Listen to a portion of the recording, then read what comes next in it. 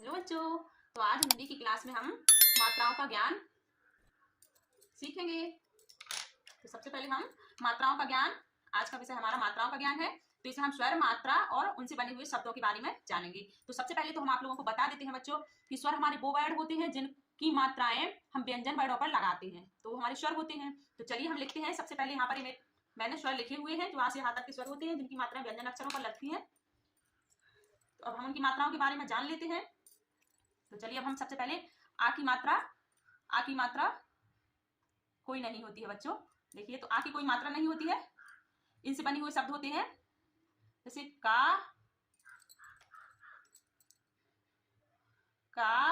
और ला, कल।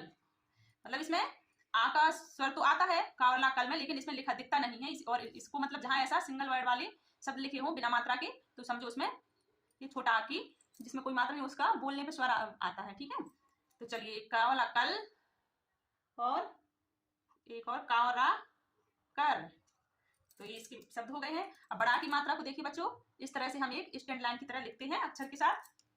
तो जैसे का पे हम आ की मात्रा लगाएंगे तो का और ये आ की मात्रा और माँ, तो काम। फिर हम एक और शब्द बनाएंगे का, फिर इधर आ की मात्रा और जा, काज, काम, काज। तो ये बड़ा की मात्रा से बने हुए शब्द हैं। छोटी ई की मात्रा को देखिए हम इस तरह से लिखते हैं। जो अक्षर होता है उसके ऊपर हम अक्षर के पीछे, मतलब इसको हम पीछे लगाते हैं, अक्षर के पीछे लगाते हैं छोटी की मात्रा को। तो चलिए बनाते हैं इसको। हम इस तरह से लिखते हैं छोटी की मात्रा को। इससे लिखेंगे हम जैसे का के ऊपर छोटी की मात्रा और या, किया, का छोटी की मात्रा और ला, किला। तो ये छोटी की मात्रा से बने हुए शब्द है। इसको बोलने में थोड़ा की हम जल्दी बोल देते हैं, और बड़ी की मात्रा है जो उसको हम देखिए अक्षर के ऊपर इस तरह से अक्षर की हम बाद में लगा, छोटी की मात्रा को हम अक्षर के पहले लगाते हैं और बड़ी की मात्रा जो होती है उसको हम इस तरह से लिखते हैं और वो अक्षर के बाद में लगाई जाती है। तो चलिए अब इससे बने हुए शब्द हैं कुछ, जैसे का और बड़ी की मात्रा हम अक्षर के पीछे लगाएंगे ऐसे, और ला, कील, का बड़ी की मात्रा माता, कीमत। अब छोटाओं की मात्रा को हम इस तरह से देखिए यहाँ राउंड करके लेफ्ट हैंड की साइड घुमाते हैं इसको, छोटी की मात्रा को। तो इसको हम अक्षर के साथ इस तरह से लिखते हैं।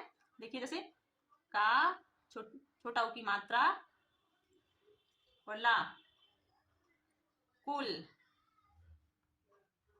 का छोटाओं की मात्रा शा और ला, कुशल। बड़ाओं की मात्रा को देखिए बच्चों, इस तरह से हम इसको राइट हैंड की तरह ऐसे राउंड करके राइट हैंड की तरह घुमाते हैं। तो इस तरह से हम अक्षर के ऊपर लिखते हैं। ठीक है, अक्षर के साथ जैसे का पर बड़ाओं की मात्रा और पा, कूप, का बड़ाओं की मात्रा पा और ना, कूपन। अब रे की मात्रा आती है रे की मात्रा देखिए हम अक्षर के साथ इस तरह से लिखते हैं। इस तरह से जो अक्षर होता है उसके नीचे हम इस तरह से लगाते हैं, इसमें रा का स्वर होता है।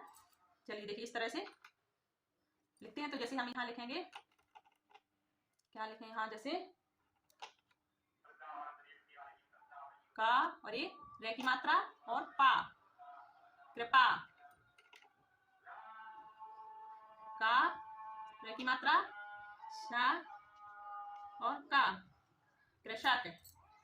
अब देखिए एक ही मात्रा है, एक ही मात्रा को हम अक्षर के साथ कुछ इस तरह से लिखते हैं। देखिए इस तरह से एक मात्रा लगाते हैं। इससे बने हुए शब्द हैं, एक ही मात्रा से। जैसे का के ऊपर एक ही मात्रा, का के ऊपर एक ही मात्रा और ला, केला, और का के ऊपर एक ही मात्रा और शा और वा, केशव। अब हम ए की मात्रा को हम अक्षर के ऊपर इस तरह से दो मात्राएं लगाते हैं। देखिए तो हम इसको लगा के दिखाते हैं। जैसे का और ए की मात्रा सा, कैसा, का ए की मात्रा ला और शा, कैलाश। अब ओ की मात्रा को देखिए हम इस तरह से स्टैंड लाइन के साथ ऐसे एक मात्रा लगाते हैं अक्षर के ऊपर, इस तरह से लिखते हैं। अब अक्षर के ऊपर हम स्टैंड लाइन के साथ इसको लगाएंगे। देखिए जैसे का के ऊपर हम ओ की मात्रा लगाएंगे और मा ला कोमल, का पर ओ की मात्रा, या और ला कोयल। देखिए ओ की मात्रा से बने हुए शब्द कोमल और कोयल। अब आओ की मात्रा को देखिए, अब आओ की मात्रा को हम इस तरह से स्टैंड लाइन के साथ दो मात्राएं लगाएंगे अक्षर ऊपर, ठीक है। ये है आओ की मात्राएं, तो इससे बने हुए शब्द हैं जैसे का स्टैंड लाइन के साथ लगाएंगे इनको, आओ की मात्रा और आ, कौवा कौवा, का औ की मात्रा और ना कौन। अंग की मात्रा को देखिए हम अक्षर के ऊपर इस तरह एक बिंदी के रूप में लगाते हैं।